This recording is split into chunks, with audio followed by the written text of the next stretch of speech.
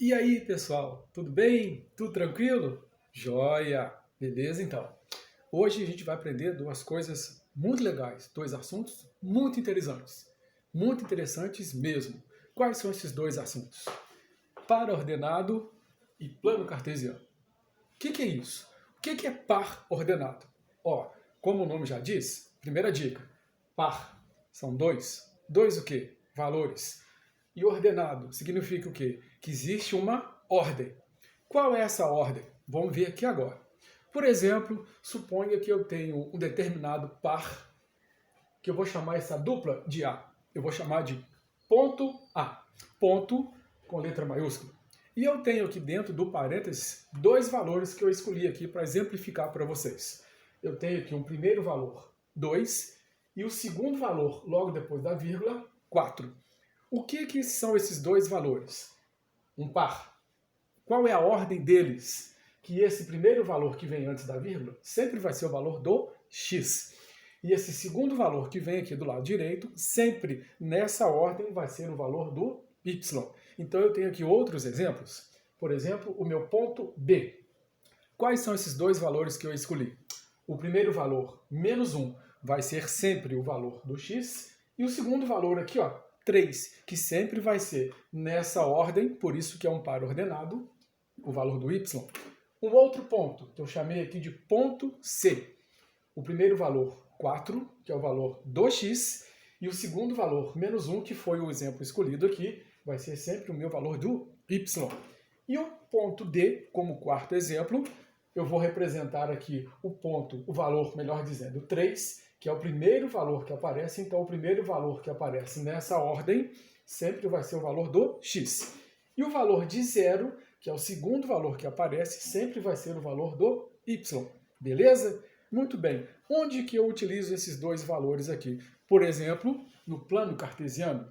E o que é o plano cartesiano? O plano cartesiano é o encontro de duas linhas que são chamadas de eixos. E essas linhas têm um ponto de cruzamento, que é chamado de origem. Muito bem. O que eu tenho nesse plano cartesiano? Plano cartesiano foi uma invenção de um francês muito bacana chamado René Descartes. E por causa do nome Descartes e por causa do sobrenome dele, ficamos aqui com o plano cartesiano, em homenagem a esse francês que inventou esse plano cartesiano, que é muito utilizado até hoje. Muito bem. Para que serve esse plano cartesiano e como que eu vou representar esses valores, esses pontos no plano cartesiano?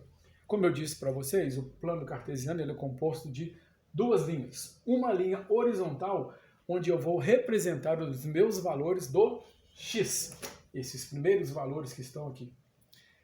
Como que ele é dividido? Esse ponto central aqui é o nosso ponto de origem, é o nosso valor zero da reta numérica. E que valores que eu tenho na nossa reta numérica? A partir do zero, eu tenho à direita os valores positivos. 1, 2, 3, 4 e assim infinitamente. À esquerda do zero, quais os valores que nós temos? Os valores menos 1, menos 2, menos 3 e assim sucessivamente.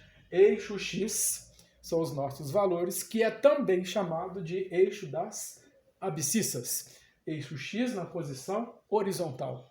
E eu tenho aqui na posição vertical os valores do y, eixo y. E esse eixo y também recebe o nome de ordenada.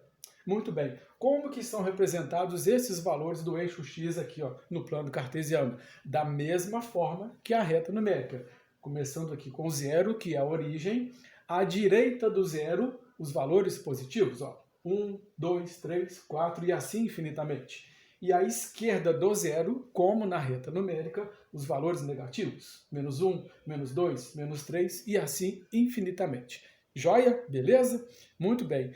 Como que eu vou representar esses valores, então, dos pares ordenados no plano cartesiano? Veja bem, esse primeiro valor aqui, ó, x positivo valendo 2 e y positivo valendo 4.